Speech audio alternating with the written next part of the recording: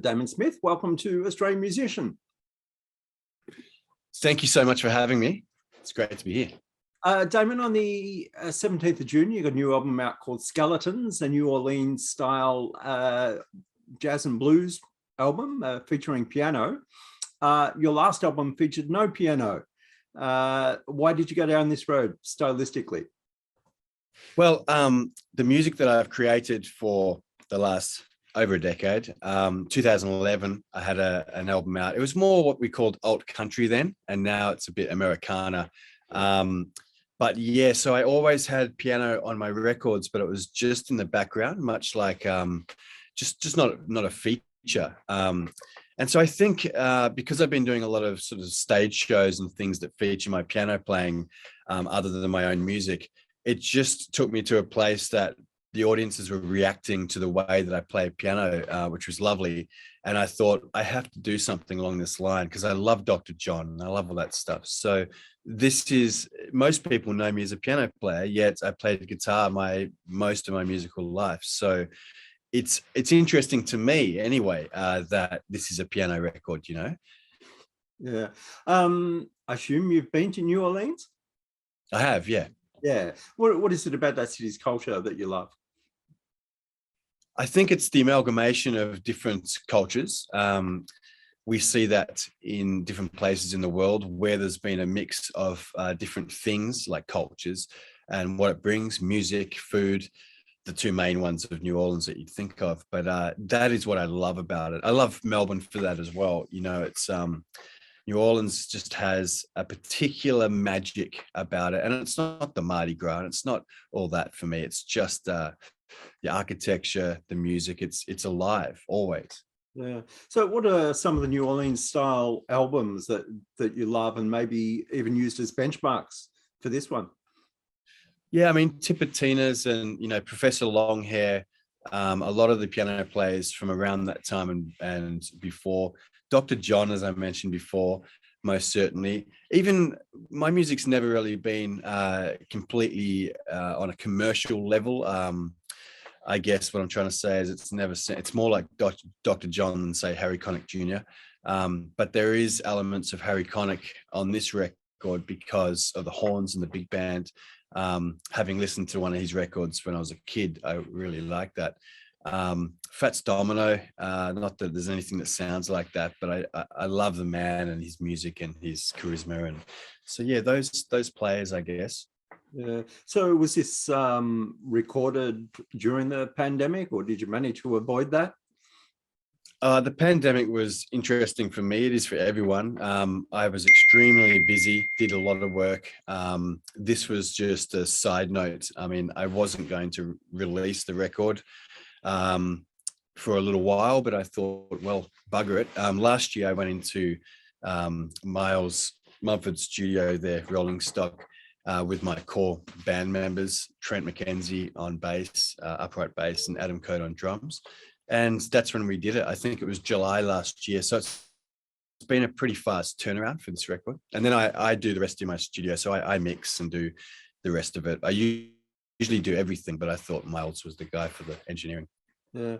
The album press release says that the predominant theme running through the album is of self-worth.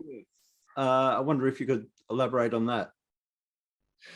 Well, it's called Skeletons, Skeletons, Skeletons. That's the full name. Publicist Annie says, geez, I have to write that every time I do an email. And we had a bit of a joke about that.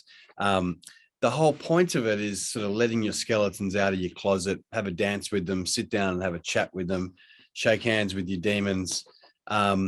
I think self-worth, something I worked in the realm of mental health or mental illness for a little bit with another project that I do, Mental is Everything. And that's a music show and a comedy thing. And it's just helped me understand that, at least for me, it's nice to know what the good things are. And maybe you have some points that are not so savory. And I guess I just really explore that on this record. You know, there's songs about my relationship with my wife of 25 years now this year and things like that. No one's really breaking the mold with those topics, but if I can do it with a little bit of comedy and some great music and great musicians around me, then you beauty, yay for that. Yeah. It's a very upbeat album made at a time when the world is quite gloomy. Was that always going to be the way? From the moment that I wrote my first song back in Perth, where I was from, it was always downtrodden sort of stuff. I could never just get that positive vibe. And I guess that's what I said before, is with the piano playing, I'm playing a lot of upbeat songs in the shows that I work in. And I saw that reaction. So I knew at some point I had to do something with a more, I wouldn't say positive, but an upbeat vibe. And it's definitely an upbeat vibe. And some of my peers and old bandmates from other bands and stuff have listened to this and said, this is one hell of a move in direction compared to the other records. There's nothing really upbeat about any of the other songs off the other records. And I'm grateful for that. And I think it did come from that time of, well, we're here, we're stuck, everyone's in the same boat, to use the tired idiom. But yeah, and I'm glad it's upbeat. I feel like if there are some fans of the old stuff, hopefully they can, come forth and enjoy the upbeatness of it. Yeah. You've got a lot of special guests on the album, but what instruments did you play on the recording? I played, excuse me, obviously the piano. I did some bass on some of the songs. Having people come in during these lockdowns was obviously problematic. I play guitar on all the songs that don't feature Adrian White. And yeah, and obviously sing on there as well, and some other little fiddly things, the eyebrows, like tambourines and stuff like that. Usually I would try and cover it myself, but yeah, having these musicians that I've worked with come on board was just glorious, to say the least. What was the main piano you used for your recording? They had a Yamaha in there, a Yamaha Grand. In fact, no, sorry, the one that I used was a Steinway, and it was from, and Miles will probably, I'll probably get this wrong, but it was from Tasmania, I think from the concert hall there in Hobart, and he acquired this thing. And I think now it's gone back and they've got a Yamaha in there now to replace it. It was a beautiful old Steinway. It didn't sound so good when you played it. And I've got a few friends. Barney McCall, a jazz guy, is a friend of mine. He's played it, and we both agreed it doesn't sound that good when you play it, but it captures beautifully. It's just something about when you listen back, it's one of the nicest sounds that I've had. Yeah. Was there much experimentation with the miking of the piano? Yeah, Miles is he knows his environment, he knows his sounds, so he knows what he needs to do and what mics he uses, and I'm grateful for that. Such an interesting component, but is that the last track on the record is probably closer to the older music that I keep talking about, just piano and vocals. And that was done here on this piano, live, just with a Valve mic setup. And I've had a bit of feedback saying that just sounds so beautiful. It's just so roomy and everything. And it was only done a day before I sent it to Adam Dempsey to master. So it's an interesting process, because I didn't do anything. I just put a mic and sunk it down into the bottom of the piano. And that is it. Got my mic there, put a pop filter on it, and didn't work on that technique at all. So I've done a lot of records, and for other people as well. It's fascinating to me that, trying to find that sweet spot and all those things. Sometimes there's something about the nature of a song that just does really well, however it's going to be recorded. It's really unusual. Yeah. Some of my favorite records are like that. They sound actually quite terrible if you're going to get critical with them. Yeah. As we said, there are a lot of guests on the album. You've got your own core band. Why did you decide to take that approach and have people come in? I think, realistically speaking, to get more players on your record, it will expand, not so much your profile, but it will help reach to other people. That's something that I think maybe we don't talk about a lot, but that is one of the reasons. I'm friends with the majority of these people, so it was pretty easy to have them come on board, which is a great thing. But ideally, I'd say the main reason would be just the talents and the sounds that these people can pull. You know, Wilbur coming in and doing his sax solos, you know, that was really nice to watch someone of his ilk come in and just blow the horn for a couple of tracks. Yeah. So a guy like Wobble Wild, what kind of a brief do you give a guy like that? He doesn't like much.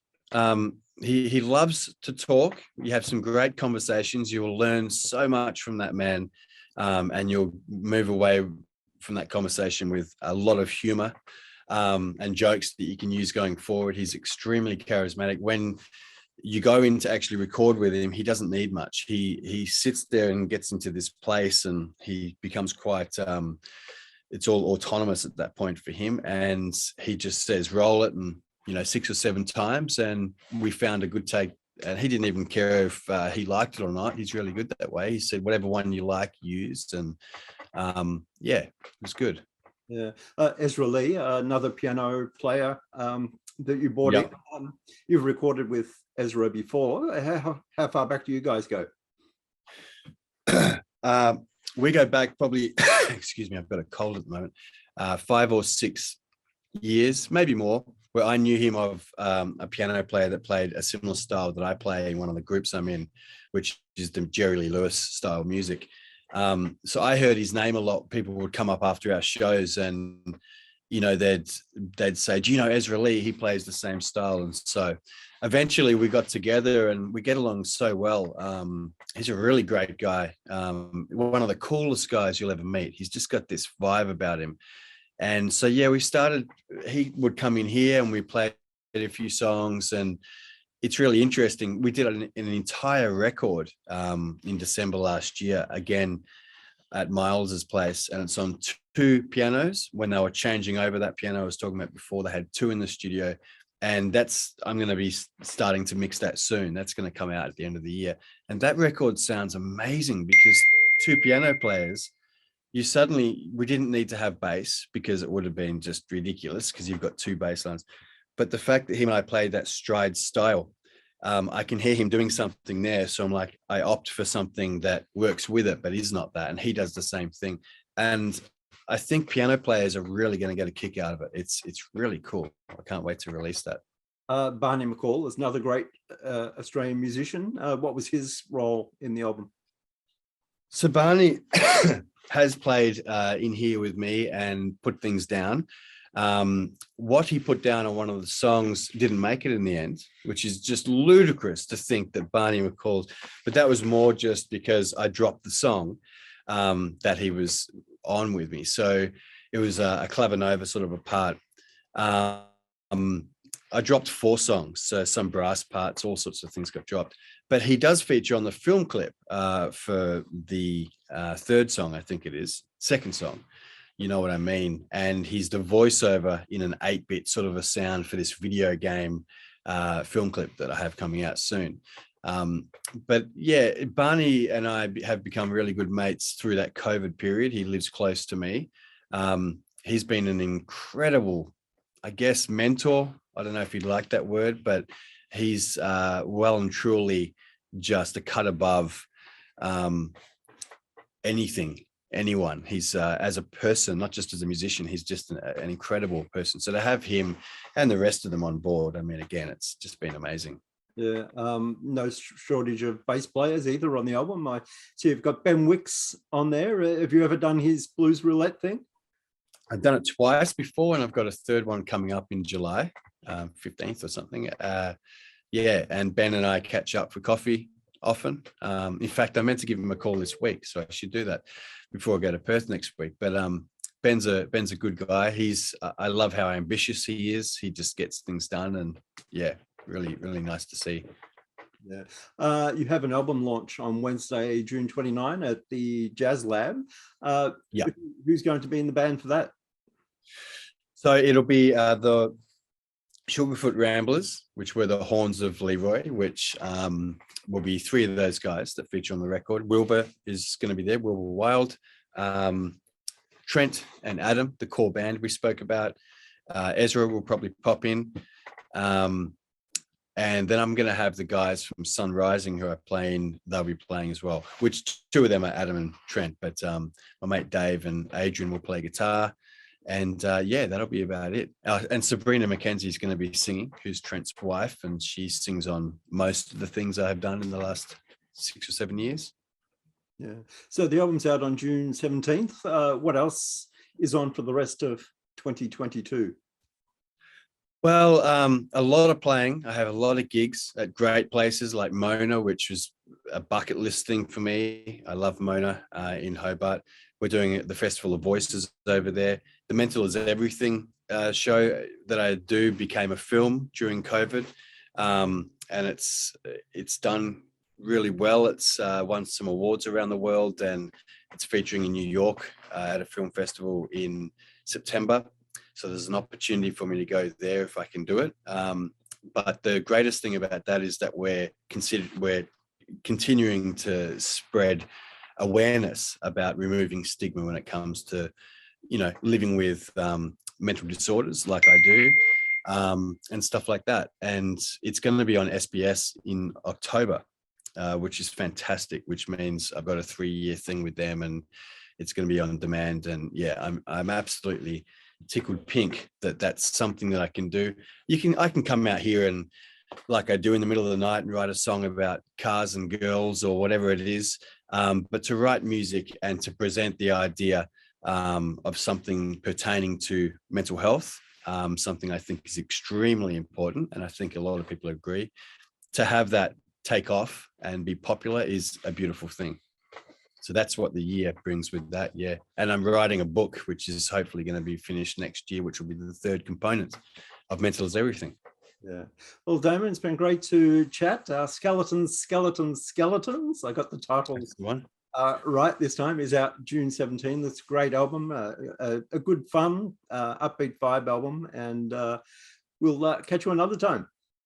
Yeah, thank you so much. Thanks for having me.